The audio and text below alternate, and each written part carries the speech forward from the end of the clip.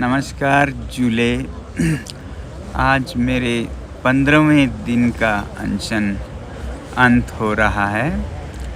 यूँ तो मेरी सेहत ठीक है डॉक्टर के मुताबिक, मगर आज मुझे काफ़ी ऊर्जा की कमी का महसूस हो रहा है और कल डॉक्टर मेरे खून की जांच करेंगे। मैं आप लोगों को ये बताना चाहता था कि इस अनशन के 15 दिन में यहाँ मेरे साथ बहुत से लोग जुड़े जिन्होंने 3 दिन, 5 दिन, 7 दिन, कुछ तो 10 दिन तक रहे, मगर एक वीर जवान मेरे साथ पहले दिन से ही, यानी कि आज उनका भी 15वां दिन ख़त्म हो रहा है और मैं आपसे उनका परिचय आज कराना चाहता था। वह हैं लद्दाख के जो सैनिक बल है, लद्दाख स्काउट्स, उसके एक वीर जवान रिटायर्ड सूबेदार स्तानबा, जो मेरे साथ यहाँ बिस्तर पर हैं। मैं आज आपका उनसे परिचय कराना चाहता हूँ। नमस्ते जी। हाँ, मैं तकरीबन 30 साल भारतीय सेना में रह के पूरा भारतीय देश का रक्षा करने के बाद अभी मैं हाल ही में रिटायर हुआ हूँ।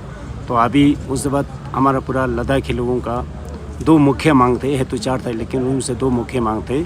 और 4 मार्च को पूरा लद्दाखी लोगों का इतना बड़ी उम्मीद थी कि हमारा गृह मंत्री जी और भारत सरकार हमारा जो मांग को पूरा करे करके, लेकिन ये अपने उस पर नहीं उतर पाया। तो इसकी वजह से बहुत दुख हुआ और बहुत लद्दाखी लोगों को, सारे लद्दाखी लोगों को बहुत दिल में ठेस पहुँचा है। फिर हमें भी बहुत नाराज़गी हुआ है कि हमने इतना देश को रक्षा किया और भारतीय लद्दाख की जितना भी जनता है, हर जंग में, हर युद्ध में बिल्कुल सेना के साथ कंधे से कंधा मिलाकर पूरा साजो सामान ढोने के लिए सहायता किया। तो फिर भी हम लद्दाख के साथ इस तरीके से बर्ताव हो रहा करके फिर हमें बहुत अफसोस हुआ है और बहुत दुख हुआ है। तो इसीलिए फिर मैं सोनाम वांगचुक सर के साथ अनशन में रहने का तैयारी किया और ये मैंने ठान लिया कि जब तक कि हमें हमारा मांगे पूरा नहीं होगा, चाहे हमारा जान भी चला जाए, तो हम यहाँ पे हमारा अनशन रहने के लिए बिल्कुल तैयार है।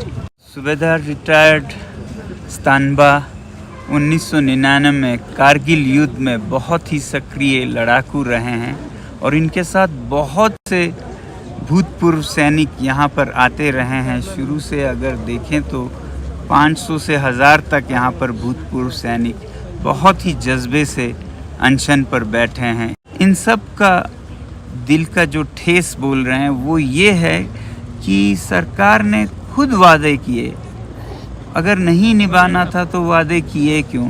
अगर वादे किए तो फिर निभाएं क्यों ना?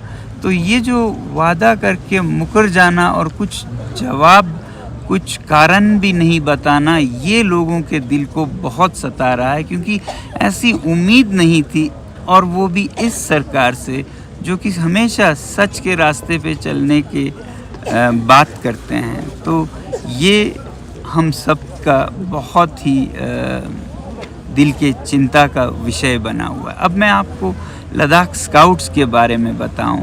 आप लोगों ने शायद ज़्यादा नहीं सुना हो। लद्दाख स्काउट्स एक इंडियन आर्मी का बहुत ही एलीट, बहुत ही काबिल सैनिक दस्ता है, जो शायद 5-7 हज़ार का ही है, मगर इन पहाड़ों में ये सबसे असरदार सैनिक है, क्योंकि यहाँ इसके सैनिक जो हैं वो यहीं पे पैदा और पले बड़े होते हैं। तो ये बिल्कुल आइबेक्स की तरह पहाड़ों पे दौड़ते हैं, जहाँ औरों के लिए चलना तक मुश्किल हो जाता है, अपना बंदूक उठाना मुश्किल हो जाता है, वो दौड़ते हैं औरों का भी सामान ढो के। तो मैं आपको बताऊं, उनके जो पुरस्कारों का, बहुत ही डेकोरेटेड, बहुत ही पुरस्कारों से सुसज्जित सैनिक दस्ता है ये। भारत के इस सबसे छोटे रेजिमेंट में आप देखेंगे कि अशोक चक्र 1 हैं, परम विशिष्ट सेवा मेडल 4 हैं, उत्तम युद्ध सेवा मेडल 1 हैं, महावीर चक्र 9 हैं, बार महावीर चक्र 1 हैं, कीर्ति चक्र 2 हैं, अति विशिष्ट सेवा मेडल 5 हैं, वीर चक्र 26 हैं, शौर्य चक्र 6 हैं, युद्ध सेवा मेडल 4 और सेना मेडल 84। तो इस तरह लद्दाख की जनता जो हर युद्ध में काम आई है और फिर इतने सारे भूतपूर्व सैनिकों का मन दुखाना ये भारत के सुरक्षा के लिए भी अच्छा ना होगा। मेरी उम्मीद है, अपील है भारत सरकार से कि वो जितना जल्दी हो सके लद्दाख को ये संरक्षण 6वें शेड्यूल में दें, क्योंकि लद्दाख के संरक्षण में ही भारत की सुरक्षा है। बहुत बहुत धन्यवाद। जय हिंद।